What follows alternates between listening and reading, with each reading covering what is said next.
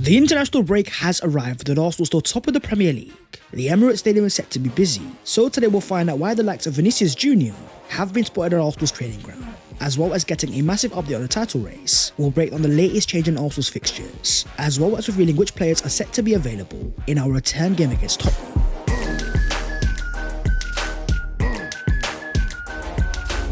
Yo, what is going on, guys? My name is Bass14. Welcome back to your boys channel. An international break yet again, but so much Arsenal news to break down as per. So as per, smash like on the video if you do enjoy, and subscribe to the channel if you are new, helping your boy as we get closer and closer to 250,000 subscribers. But starting off with the title race shift. After Arsenal failed to secure a win for the first time in 11 games, it was a unique feeling for Arsenal fans, not just in dropping points but conceding 2 goals. It really did feel alien. But on a weekend that was always going to be massive in the title race, focus then turned to Sunday as Man City took on Liverpool at the Etihad Stadium.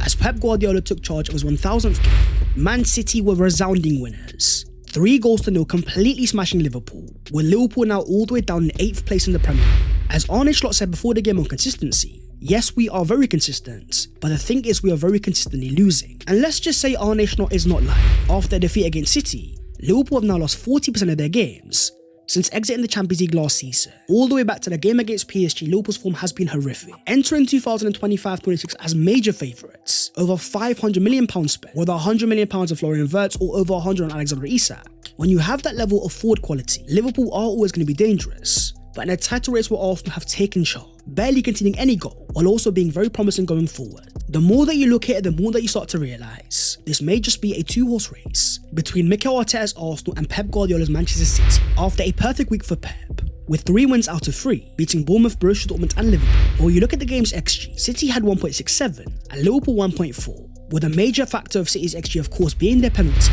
In terms of non-penalty XG in the game, City only had 0.9, with all their goals being individual moments of brilliance, from Haaland's being a 0.0 XG, to Gonzalez 0.02, and Doku 0.03. Then you look at the stats of the game. Not only did City have less possession, but they only made 1 big chance all game, and that is the main thing that we need to focus on in this title race. If it is going to be Man City versus Arsenal yet again, there are very clear differences between the side. When it comes to Arsenal and Mikel Arteta being the control team, the idea of giving nothing to your opposition, and then trusting your attacking quality to go and provide moments. Pep Guardiola's Man City are very different because they rely more on the quality of their spine, with a world-class goalkeeper like Gianluigi Donnarumma, and of course the goal machine in Erling Haaland. The whole idea of City sacrificing their control is because they know they have a guaranteed goal per game when you have a robot up front like Erling Haaland, a team that can never be underestimated, especially when you have Pep Guardiola. But if we're talking about title favourites and a team that is most complete, that's why I'm looking at Mikel Arteta as Arsenal. After a run of 10 wins in a row, a 2-2 draw against Sunderland still means that Arsenal are unbeaten in their last 14 games. Losing is not a thing that Mikel Arteta's Arsenal normally do.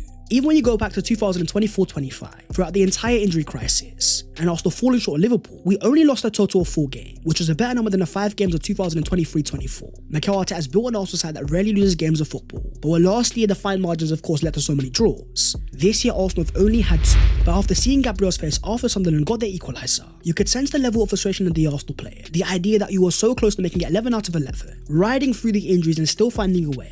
If it wasn't for a last-minute lapse of concentration, Arsenal deservedly would have won that game. But this is where I still have a lot of optimism. With so many players set to return after the international break, the returning Martinelli, Victor Gyökeres and Noni Madueke, Arsenal will finally have some more outlet. Players that even if they don't start games, they can come off the bench and provide you counter-attacking threats, making Arsenal even less likely to sit in their deep block, which of course ended up being costly against Sunderland. And if we're going to talk about that performance, I still want to focus on the second half. Because right from the start till around the 75th minute, the football that Arsenal were playing was very nice, against a 5-4-1 deep block, yet constantly making chances, constantly finding spaces. Yet another side of Mikel Arteta's team thriving against their kryptonite, where in previous years Arsenal either lose or draw that game because they failed to break Sunderland down. The fact this game comes down more to the defence is actually very promising in my eyes, because that's a problem that Arsenal don't have often. The defence has always been reliable, so I won't look at a 1-game sample as a massive reason to worry.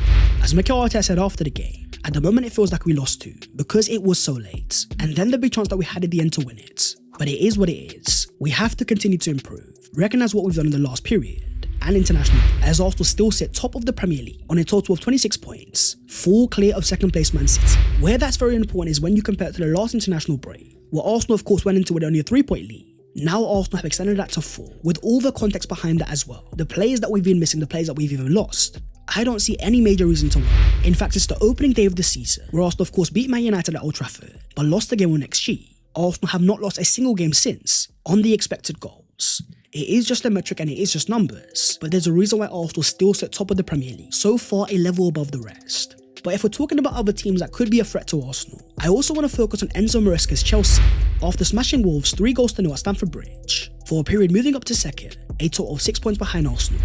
In terms of the highest XG of any team so far this season, Arsenal of course is second, but look at number 1 being Chelsea. Numbers for them that are very promising. When you think about the fact they've missed their main attack and Cole Palmer for a massive period of time, Chelsea may not be ready to win a title, but the numbers are definitely worth keeping a note of. But in terms of Arsenal and the open play XG, ranking number 4 in the Premier League, making up a majority of the total XG. That is also kind of a surprise when you think about the narrative. The fact that Arsenal only rely on set pieces, despite missing 7 senior attackers for periods this season, our numbers going forward still are up there with the very best. So when you then think about after the international break, the fixtures are definitely very intriguing, as Arsenal take on Spurs at the Emirates Stadium, then Bayern in the Champions League, followed by Chelsea away, Brentford, Aston Villa and Club Brugge. Those block of 3 games post-international break are going to be very vital. Spurs in a North London derby is never going to be simple, but more importantly Chelsea at Stamford Bridge, a team that, as we've talked about in this video, have very promising numbers going forward and are climbing the Premier League table. When you think about Arsenal's 3 biggest games so far this season, Liverpool, Anfield, City at the Etihad, and then you can even count Sunderland, a team that have been in the top 5. So far Arsenal are yet to win any one of those games, making Chelsea and Spurs even more massive. Up against the traditional top 6, can you go and beat them? Can you go and make a statement? It would of course go a major way in getting Arsenal fans even more excited, with even more belief that we can get over the line. We have got some breaking news regarding some fixtures. After a draw against Crystal Palace in the quarterfinals of the Carabao Cup, a game that was meant to be played just 2 days after, Arsenal take on Everton at the brand new Goodison Park, giving Mikel Arteta's Arsenal next to no time to recover. We then got the breaking news that Arsenal had requested the Premier League for their fixture away at Everton, scheduled in the lead up to Christmas, to be moved forward by a day to avoid playing 2 games in a space of 3 days. They want to play on Saturday rather than the Sunday, as they are due to play Crystal Palace the following Tuesday in the EFL Cup quarter-final. Arsenal of course made their request, they applied to the Premier League, and then as Arsenal confirmed themselves, a new date has been confirmed for our trip to Everton in December, with the Premier League officially confirming the match against Everton will now take place on Saturday December the 20th at 8 PM UK time. Great news for the Arsenal players because they get 1 more day of recovery, but a further example of why it's so important that we get our key players fit and available, because games are coming thick and fast, and as Arsenal fans know better than any fan base, the Premier League is very unforgiving. But moving on to the breaking Arsenal news. With the arrival of a brand new international break, for Arsenal fans it can be a bit boring, but there will be a game at the Emirates Stadium as Gabriel Magalhaes of Brazil take on Senegal, with a whole host of Brazil stars spotted at the Arsenal training. And here was Mikel Arteta alongside Carlo Ancelotti, the current manager of Brazil, as they take on Senegal on Sunday, with the only Arsenal player involved being Gabriel Magalhaes. Maybe you would have had Gabriel Martinelli, but currently out with an injury. His main focus of course is returning for Arsenal, but you also have the Arsenal captain who may be busy, as according to Simon Collins, Martin Ødegaard is set to travel and be a part of the Norway squad in a non-playing role. For the World Cup qualifiers this week, he will continue rehab at the same time, as Norway tried to qualify for the World Cup for the first time since 1998. But one player that will not be involved during this international break is star boy Miles Lewis-Skelly. After a call-up in the previous international break, Thomas Tuchel of course had said there and there, if the player wasn't going to play more for Arsenal, he was not going to be involved. So with the arrival of a brand new England squad, there was of course no Miles Lewis-Skelly, with Thomas Tuchel even confirming Miles Lewis-Skelly needs more game time for Arsenal. Now of course I do understand that sentiment, but at the same time when you selected him back in October, he had played even less games for Arsenal. Since then, starting in the Champions League, starting the Carabao Cup, yes he could be starting more games in the Premier League, but that's where it kind of gets a bit confusing. For a player who might just be 19 years of age, but one that we saw last year at the Bernabeu, we saw thrive in the Champions League, the quality of Miles is undeniable. But then you focus on Arsenal and the current left-back scenario. Of course, you've got the starting Ricardo Calafiori in the Premier League, having started every single league game there, but also the arrival of Piero Nkapie, another player far more senior and able to play as a left-back as well. It makes you start to wonder, when is Miles going to get his minutes? And where is it actually going to be?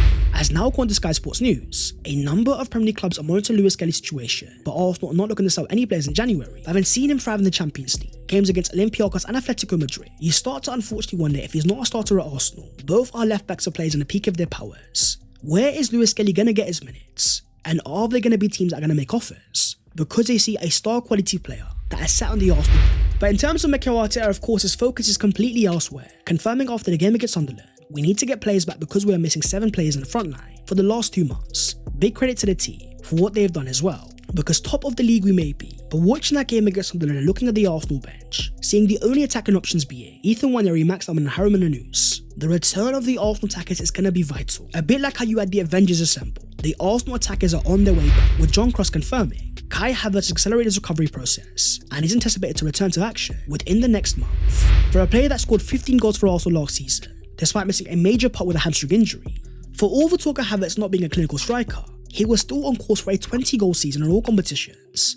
And even at the start of 2025-26, you think about his last goal in pre-season, the pace and power on show against Athletic Bilbao. For all the talk of Havertz's physical transformation, he was set to play a major part of the start of the season, but after coming off the bench against Man United and then straight away suffering a knee injury, now that a return is pending, you start to wonder, how is Mikel Arteta going to use him in the Arsenal front? Because it's also confirmed by Simon Collins, Victor Gyökeres, Martin Odegaard and Gabriel Martinelli are also all pushing to be fit for the game against Tottenham Hotspur. Players that give Arsenal so many different levels of variation. The return of Odegaard, the return of the Arsenal maestro, despite the arrival of Eberechi Eze, having Arsenal's natural number 8 on that right hand side not only helps Bukayo Saka but helps the Arsenal team, having seen his impressive form so far this season. You think about the man of the match performance against Olympiacos, and you start to get really excited about the Arsenal attack. Because for all the goals that we have scored on all the set piece tour, the fact that we are still top of the Premier League with so many key players yet to play a part, the return of Gabriel Martinelli and Victor Gyökeres also gives us outlet. Players that are not scared to run in behind, ask questions that make the opposition uncomfortable. Yet another way for Mikel Arteta to break teams down. But then you have the long-term return of another very important profile. We of course are talking Gabriel Jesus. After making a return to full Arsenal first team training, but of course recovering from a major ACL injury, as Simon Collins confirms, Gabriel Jesus is expected to miss the upcoming North London derby and is predicted to be the last Arsenal player to return from the current injury list, with even Mikel Arteta saying, I don't know on Gabriel Jesus. Now it's about making the steps day by day in different surroundings. Obviously he's been doing things on his own, but now he's got players around him, very competitive players. So let's see how he copes with that, but he's full of energy. I love the reaction of his teammates when he first joined us. It's great to have him back, a profile that gives Arsenal something different going forward, whether it's a false line or playing out wide as well. If we get the Gabriel Jesus that we know and love, you get a player that can be a game changer. And then you also have Noni Madueke, after a strong start to life at Arsenal, stepping up the absence of Bukayo Saka. A knee injury against Man City was annoying, but after all the whispers going into the game against Sunderland, there was thought that Madueke could be available, but after not being seen on the Arsenal bench, maybe Mikel Arteta has been careful for yet another player that Arsenal will have potentially available for that massive gargantuan North London derby against Tottenham Hotspur. The arrival of so many players at the same time, while Arsenal of course still are top of the Premier League, if you can keep them fit and available, and then find ways for them to integrate into the team, Mikel Arteta will have every single profile and quality that he needs to go and get his team over the line.